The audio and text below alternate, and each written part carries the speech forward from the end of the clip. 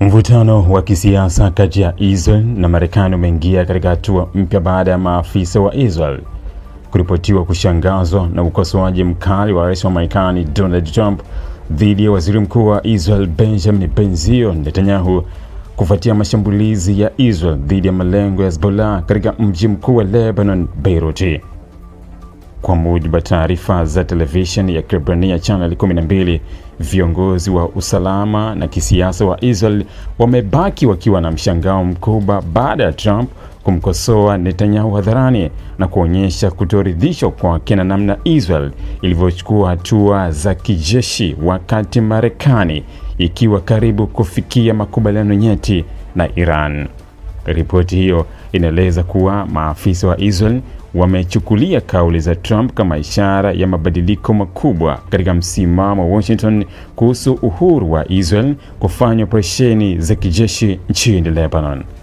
Chanzo cha juu serikalini karibu na Netanyahu kilisema kuwa viongozi wa Jerusalem walishtushwa sana na kauli ya Trump, hasa baada ya rais huyo kudai kuwa Netanyahu hana busara ya kufanya maamuzi kufuatia shambulio la Beirut. Kwa mujibu wa afisa huyo, kauli hiyo imeonekana kama kofi la kisiasa kwa Israel kutoka kwa mshirika wake mkuu wa kimkakati. Afisa huyo wa Israel alieleza kuwa kwa muda mrefu wa Israel imekuwa ikitarajia kuungwa mkono na Marekani katika operesheni zake dhidi ya Hezbollah nchini Lebanon, lakini sasa inaonekana masharti mapya yanawekwa. Wasiwasi mkubwa uliopo ndani ya serikali ya Israel ni kwamba makubaliano yanayojadiliwa kati ya Marekani na Irani yanaweza kuzuia kwa kiwango kikubwa uwezo wa Israel kushambulia maeneo ya Lebanon pale inapoona kuna tishio la kiusalama. Kwa mujibu wa ripoti hiyo, Iran imekuwa ikisema kuwa makubaliano yoyote na Marekani lazima yajumuishe kusimamishwa kabisa kwa mashambulizi ya Israel ndani ya Lebanon, si tu katika eneo la Beirut bali pia katika nchi nzima. Hili limezua hofu kubwa ndani ya taasisi za usalama za Israel ambazo zinaamini kuwa kuwekwa kwa mipaka hiyo kutawapa nguvu zaidi wapiganaji wa Hezbollah kujimarisha karibu na mpaka wa kaskazini mwa Israel bila hofu ya kushambuliwa.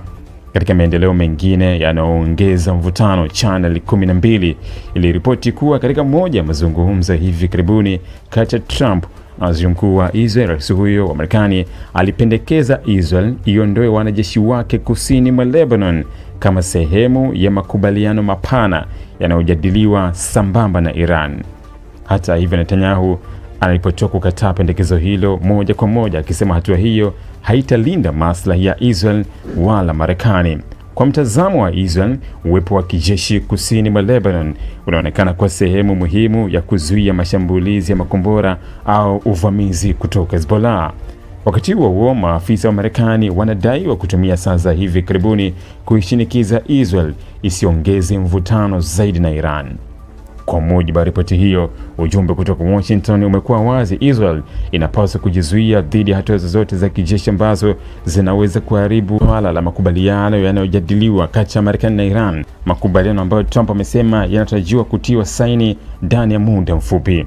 Hata hivyo, pamoja na shinikizo hilo la kujizuia, Marekani inaripotiwa kuihakikishia Israel kuwa itafanya kila liwezekanalo kuzuia mashambulizi ya Iran dhidi ya taifa hilo. Lakini ujumbe huo pia unaelezwa kuwa na masharti mazito kwamba hata kama Iran itafanya shambulio la kulipiza kisasi, Israel inapaswa kuwa makini sana katika namna ya kujibu ili kuepuka kuvuruga makubaliano ya kisiasa yanayoendelea kujengwa kati yake na Teherani.